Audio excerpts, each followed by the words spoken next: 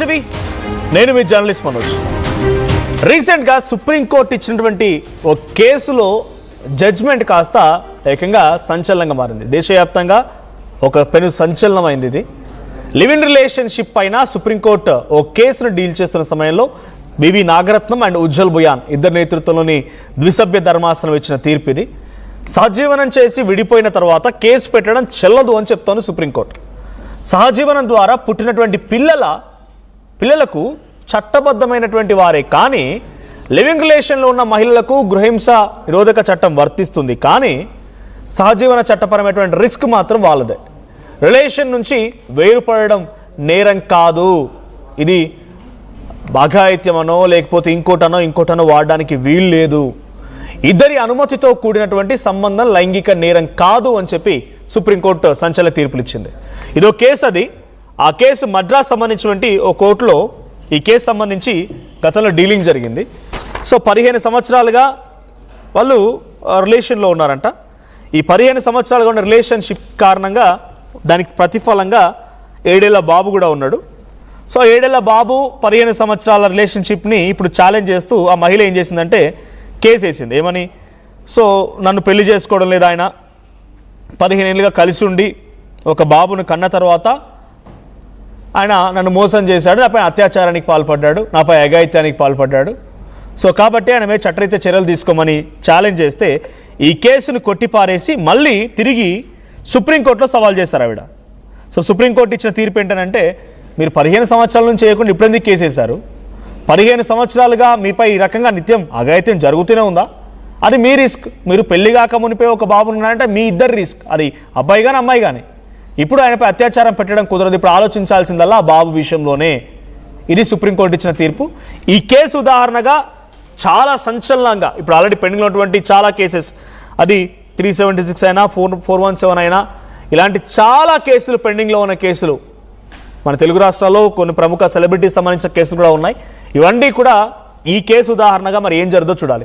So నాతో పాటుగా ఇదే అంశానికి సంబంధించి డిస్కస్ చేయడానికి ఆర్టీవీ స్టూడియోలో ఉన్నారు ఆర్జే శేఖర్ భాష, అండ్ జూమ్లోనే సిద్ధంగా ఉన్నారు POW నేత సంధ్య గారు, and mother foundation chairperson Sandhya Reddy, advocate Krishnakanth గారు ఉన్నారు. సో ఫస్ట్లీ నేను సంధ్యారెడ్డి గారితో మాట్లాడతాను. సంధ్యారెడ్డి గారు, సో సుప్రీంకోర్టు ఇచ్చినటువంటి తీర్పు ఎలా చూడాలి? అంటే ఇది అఘాయిత్యమో లేకపోతే లైంగిక నేరమో కాదు, ఇది మీ మధ్య ఉన్నటువంటి సంబంధం విఫలం అవ్వడము, సంబంధం సరిగ్గా కుదరకపోవడము, ఇది అత్యాచారంగా పరిగణించమని సుప్రీంకోర్టు చెప్తూనే ఆ బాబు విషయంలో ఇప్పుడు డిసిషన్ తీసుకోవాలి.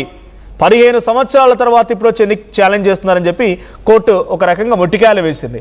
ఈ కేసు ఉదాహరణగా తీసుకొని ఇంకెన్ని డీలింగ్ అవుతాయో చూడాలి. ఇప్పుడు ఎన్ని ఇంకా పెండింగ్లో ఉన్న కేసులు అన్ని కూడా బయటకు వస్తాయో చూడాలి. సో ఈ డెసిషన్ పైన మీ రియాక్షన్ ఏంటి? ఒకటి మనోజ్ గారు, అది అంటే వ్యక్తిగత స్వేచ్ఛ ఉంటుంది. ఆ వ్యక్తిగత స్వేచ్ఛ ఎంతవరకు ఉంటుందంటే, అంటే పిల్లల విషయంలో ఇప్పుడు కలిసి సహజీవనం చేసినప్పుడు ఆ సహజీవనం చేసినప్పుడు కూడా అది వాళ్ళ స్వేచ్ఛ కిందికి వస్తుంది. అంటే ఒకవేళ వాళ్ళిద్దరు సహజీవనం చేస్తున్నారు, వాళ్ళకి పిల్లలు పుట్టినారు అనుకోండి, ఆ పిల్లలకి 100% మీకు కోర్టు నుంచి కానీ ఇట్లా అన్ని రైట్స్ ఉంటాయి. అయితే సహజీవనం చేసినప్పుడు వీళ్ళకిద్దరికి ఎవరికి పెళ్లి కాకూడదు. అందులో ఒకరికి పెళ్లి అయినా ఒకరికి పెళ్లి కాకపోయినా అది కూడా కొన్ని కోర్టు అని చూస్తుంది. ఇంకొక విషయం ఏంటంటే, రేప్ చేసిండు నన్ను అంటే కలిసి మనం 1-2 సంవత్సరాలు కలిసి ఉండి నన్ను రేప్ చేసిండని ఏదో కేసు పెట్టడానికి అవకాశం ఉండదు. ఇప్పుడు రేప్ అనేది అన్ఫార్చునేట్లీ అనుకోకుండా యాక్సిడెంట్ గా జరిగేది రేప్ అంటారు.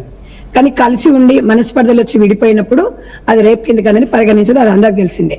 కానీ కొన్ని సందర్భాలలో ఆ లేడీస్ కున్నది ఏంటంటే, పడినప్పుడు విడిపోయినప్పుడు నన్ను ఇలా చేశాడు, అలా చేశాడు అంటారు. అది ఎందుకంటే వాస్తవానికి తప్పది. అంటే 1 రోజు 2 రోజులు జరిగి మన అనుమతి లేకుండా మనం చేయడానికి అయితే ఎవరికి అవకాశం ఉండదు. అట్లా చాలా మంది మంచి చట్టాలలో కొన్ని ఉన్నాయి, దాన్ని కరెక్ట్ గా యూజ్ చేసుకోవట్లేదు. అంటే రాంగ్ గైడెన్స్ లో వెళ్ళే అవకాశాలు కూడా ఎక్కువ ఉంటాయి. అంటే మీరు ఈ సహజీవనం చేసినప్పుడు పుట్టినప్పుడు పిల్లల బాధ్యత తండ్రి బాధ్యత ఉంటుంది. కొన్ని నిజంగా వారసత్వం వచ్చే హక్కులు కూడా వాళ్ళకి కొన్ని వర్తిస్తాయి, కొన్ని వర్తించకపోవచ్చు. ఆ వ్యక్తికి ఆల్రెడీ పెళ్ళయిందంట. ఆ పెళ్ళైన వ్యక్తితో ఈ మహిళ మళ్ళీ తను రిలేషన్షిప్లో ఉంది, లివ్ రిలేషన్షిప్లో ఉంది. వారిద్దరి లివ్ రిలేషన్షిప్ రిజల్ట్ ఒక బాబు. సో ఇప్పుడు అక్కడ ఏమవుతుంది మనోజ్ గారు అంటే అలా లివింగ్ రిలేషన్ లో ఉన్నప్పుడు మరి ఇప్పుడు ఈ భర్తకు పుట్టాడా లేకపోతే లివింగ్ రిలేషన్ లో ఇతనికి పుట్టింది అనేది కూడా అప్పుడు మళ్ళీ అది డిఎన్ఏ అంటారు అది అంటే అంటారు. మహిళకు కాదు ఇక్కడ వివాహం అయింది, ఆ అబ్బాయికి పురుషుడికి వివాహం అయింది, అక్కడ ఉన్న వ్యక్తికి వివాహం అయింది. అచ్చా, అయితే పురుషునికి వివాహమైనా ఇప్పుడు ఇక్కడ అమ్మాయి సహజీవనం చేస్తున్నప్పుడు తనకు కలిగిన కుమారుడు కాబట్టి డెఫినెట్ గా ఆ అబ్బాయి బాధ్యత 100% తనకే ఉంటది. ఈ అమ్మాయికి పెళ్లి కాలేదు కాబట్టి పూర్తి బాధ్యతలు కూడా తను తీసుకునే అవకాశం ఉంటుంది. అయితే నన్ను రేప్ చేసిన దానికి మాత్రం అవకాశం లేదు. రేప్ చేసినంత మాత్రాన 15 సంవత్సరాలు ఉండి నన్ను రేప్ చేసిండంటే అది తప్పు. అంటే సమాజంలో సహజంగా దీని చట్టాలలో రాసి ఉండాలి, చట్టమే తెలుసుకోవాల్సిన అవసరం లేదు. సహజంగా ఎవరేమైనా అంటాం, ఇష్టం లేదు అంటే 1 రోజు 2 రోజులు ఇష్టం ఉండదు. సంవత్సరాల కొద్దీ వాళ్ళతో సహజీవనం చేసి మీకు మనస్పర్ధల కారణంగానో లేకపోతే నాకు విలువని ఇస్తలేడు, నాకు ఒక గౌరవం ఇస్తలేడు సమాజంలో లేకపోతే అన్నప్పుడు మీకు మనస్పర్ధలు వచ్చి ఒక ఇష్టాలను గౌరవించుకోకపోవడం అలా మనస్పర్ధల కారణంగా కోర్టుకు వెళితే కోర్టు వాస్తవానికి మీరు అన్నారు కదా రాజ్యాంగం మనకు కల్పించిందని చాలా మంది చెప్తున్నారు ఈ మధ్య కాలంలో. మాకు వ్యక్తిగత స్వేచ్ఛనిచ్చింది. వ్యక్తిగత స్వేచ్ఛ అనేది ఎవరు భంగం కలిగించడానికి ఇక్కడ అవకాశాలు లేవు. కానీ ఇక్కడ మనం నోట్ చేసుకోవాల్సింది ఏంటంటే మన కోర్టు ఇచ్చింది కదా అని చెప్పేసి విచ్చలు కూడా కొంతమంది ఏమో కోప్పడుతున్నారు. అదేంది మరి ఇంకొకటి ఇది పెళ్లికి కూడా సంబంధాలు ఉండవు. ఈ సహజీవనానికి పెళ్లి అయినట్టు అనేది కూడా ఎక్కడ కూడా మనకు ప్రూఫ్ ఉండదు అనమాట. ఒక సహజీవనం చేసే వ్యక్తికి ఉండే రైట్స్ డెఫినెట్ గా మీరు సహజీవనం చేయొచ్చు అన్నారు. కానీ అతని మీద తను సంపాదించే దాని మీద మనకి రైట్ ఉంటుంది అనేది డిపెండ్ అప్ క్యాండిడేట్ బట్టి ఉంటుంది. వాళ్ళకి కలిగిన లీగల్ రైట్స్ విషయంలో మీరు అన్నారు కాబట్టి ఒక చిన్న అనుమానాన్ని మనం అడ్వకేట్ కృష్ణకాంత్ గారి నుంచి తీసుకుందాం. ఆ తర్వాత నేను మళ్ళీ వస్తాను మీ దగ్గరికి. కృష్ణకాంత్ గారు, ఒక చిన్న డౌట్ ఇక్కడ. ఇప్పుడు ఆ అబ్బాయి ఎవరైతే ఉన్నారో ఆ అబ్బాయి విషయంలో ఆలోచించాలి, సుప్రీంకోర్టు తీర్పిచ్చింది. మీ గురించి దీన్ని మనం అఘాయిత్యంగా లైంగిక నేరంగా భావించలేము, కేవలం ఆ అబ్బాయి గురించి మాత్రమే ఆలోచించాలి అనేది కోర్టు చెప్తున్న మాట, సుప్రీంకోర్టు. ఇప్పుడు ఆ అబ్బాయికి తండ్రిగా ఆ వ్యక్తిని పరిగణిస్తుందా? తల్లి తండ్రిగా ఆ అబ్బాయికి అయితే రాయాలి కదా లీగల్గా. సో తల్లి తండ్రి అనే పదం వచ్చినప్పుడు ఎలా రాయాల్సి వస్తుంది? ఇటు తల్లి పేరు తన కన్నందుకు ఆ మహిళ పేరు, తండ్రి పేరు, ఇటు ఈ వ్యక్తి పేరు రాయాల్సి వస్తుందా? అదేనా లీగల్గా? సార్ మనోజ్ గారు, ఈ కేసు ఏదైతే ఉందో నాగరత్న గారు ఒక మంచి ల్యాండ్ మార్క్ జడ్జ్మెంట్ ఇచ్చారని మనం అనుకోవాలి. ముఖ్యంగా ఫాల్స్ రేప్ కేసెస్ ఇలాంటివే చాలా చూస్తుంటాం మేము రోజు.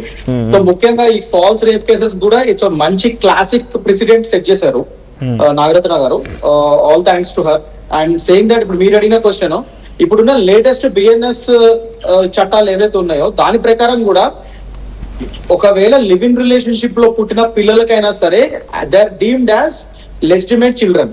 అంటే ఇప్పుడున్న చట్టాల ప్రకారం వాళ్ళకి తండ్రి ఆస్తుల్లో వాటాలు వస్తాయి, తండ్రి వాళ్ళకి మెయింటెనెన్స్ ఇచ్చే చట్టం కూడా ఉంది ఇప్పుడు లేటెస్ట్ సెక్షన్ 114 ఆఫ్ బిఎన్ఎస్ ప్రకారం. ఓకే, అంతకుముందు 125. సో ఇవన్నీ ఉన్నాయి. ఇప్పుడు వాళ్ళు లివింగ్ రిలేషన్షిప్ లో పుట్టినంత పిల్లలైనంత మాత్రాన వాళ్ళని దే ఆర్ నాట్ బాస్టర్డైజ్డ్. అంటే I'm using the legal language here. They are not that, they are legitimate children. వాళ్ళు చట్టపరమైన పిల్లలే అని ఇప్పుడు లేటెస్ట్